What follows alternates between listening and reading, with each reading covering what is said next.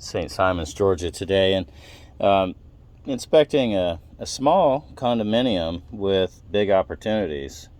So this condo was built around 1990, and I'm just staring at top plates. 70% of what we do is air sealing, and so here's plumbing penetrations that need to be air sealed, and here's the top plate.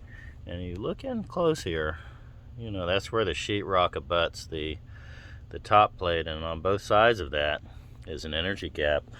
In addition, let's move back here and see this.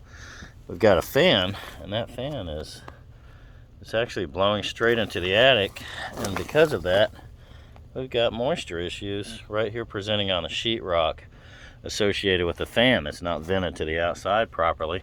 Insulation is not in continual contact with. We've got a soffit here that needs to be, the air barrier needs to be moved up in this case. So when you have insulation that's like this, it's just floating in outer space. It looks good from a distance, but it's doing absolutely nothing. I call it floating in outer space. Here's a can light down there. It needs to be permanently retrofitted over to LED and air sealed so that the air barrier can be continuous and in continuous contact with the, ouch, whew, that hurt, the thermal barrier. I hit my head 10,000 times a year in attics, and it never stops hurting. All right, so the other thing we're looking at here, we'll put the insulation back in continual contact with the sheetrock, establish the air barrier, overcome these design deficiencies where the air barrier needs to be continuous across those cavities. We'll air seal electrical, mechanical, and plumbing. So here's another, just to be mechanical here. So all down along, this is the return side, and the return side, I can feel a little breeze down through here because it's not air sealed.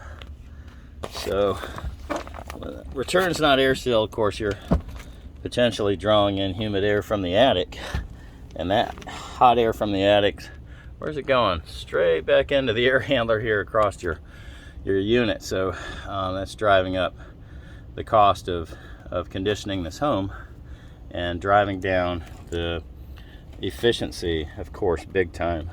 So we don't want that. And we're gonna scan all the supply sizes here as well here, because these need air, they need tape and mastic here because these aren't tight. So a little leakage around the supply side. There you go. A little additional tape and mastic here on this air handler. I feel some air moving around it. There you have it. Besides that, we need to install a zipper door on this attic stairwell.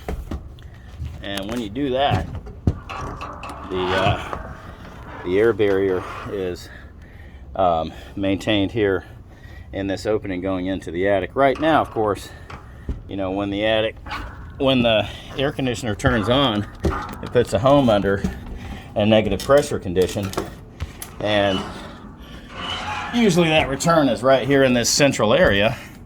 So what happens is, right around here, the air conditioner turns on and the hot air from the attic is pouring down through here because there's no air barrier here. See, this is not airtight. And by design, the returns are always located sort of centrally in the home.